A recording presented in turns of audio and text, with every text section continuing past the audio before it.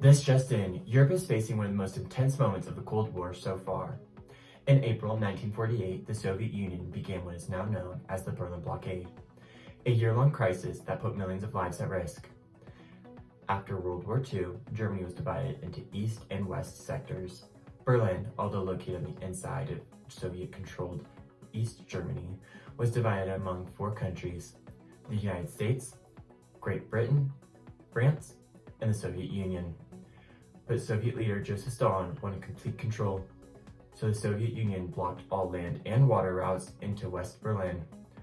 Roads were shut down, railways were cut off, supplies were stopped. The goal was clear: force the United Allied Western powers out of the city. Stalin attempted to starve out West Berlin and push the United States and its allies to give up. Instead of giving up, the Western powers stood firm. To understand how the situation escalated, Kindle has more on how the blockade directly impacted the people of Berlin. Clay, this situation here is extremely serious. The Soviet Union now controls every road, railway, and canal leading into West Berlin. Since the blockade began, no trucks, no trains, and no supply shipments have been allowed to enter the western sectors of the city. The electricity flowing from East Germany has been shut down. Grocery stores are already seeing shortages. Hospitals are preparing for limited medical supplies. The Soviet Union appears to be using their control of East Germany to pressure the Western Allies into giving up their presence in Berlin. This move comes at a tense moment. Germany is already divided between East and West, and tensions between communist and democratic governments continue to rise. If the Western powers leave Berlin, it would hand the Soviet Union complete control over the city. But officials in Washington and London are signaling that they have no intention of backing down. Instead, the United States is preparing a bold response. Aubrey has details on what American forces are planning right now. That's right. Reporting live from West Berlin, with roads and railways now blocked, American and British officials are launching what may become one of the largest air supply operations in history. Instead of sending troops or escalating military, the United States is choosing a different path, airlifting supplies directly into West Berlin. Cargo planes are preparing to fly essential goods, food, coal, medicine, and fuel into the city using designated air corridors that the Soviets have not yet closed. Military officials report that flights will continue around the clock.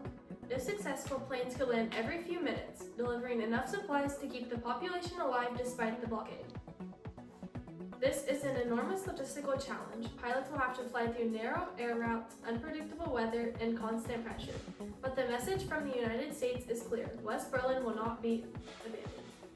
While the Soviet Union attempts to force control through isolation, the Western Allies are choosing persistence and humanitarian support. But this crisis did not happen in isolation. As we speak, planes are beginning to drop food and supplies right now. Next, Annalise explains how American economic policy may have contributed to rising tensions with the Soviet Union. Just last year, in 1947, United States Secretary of State George Marshall announced what is now known as the Marshall Plan, a massive economic recovery program for Europe. Signed into law earlier this year, in April 1948, the plan commits over $13 billion in American aid to help rebuild Western European economies devastated by World War II. The goal is to provide food, fuel, machinery, and financial support to stabilize democratic governments and prevent the spread of communism. However, Soviet leadership strongly opposes this plan. The Soviets fear that a rebuilt and economically strong Western Europe, especially a democratic West Germany, could weaken their influence in Eastern Europe. Many analysts believe that the Berlin blockade is a direct response to the growing strength of the Western Alliance. As American planes prepare to take the skies, the world is watching closely. The future of Berlin hangs in the balance. More than 2 million civilians depend on the success of these airlifts. The Soviet Union had made its position clear, but so had the United States. Rather than surrendering the city, American forces have chosen to supply it. This is quickly becoming one of the first major confrontations of the Cold War, a test of resolve between democracy and communism. We will continue to monitor the situation as fights begin and as tensions rise between the world's superpowers.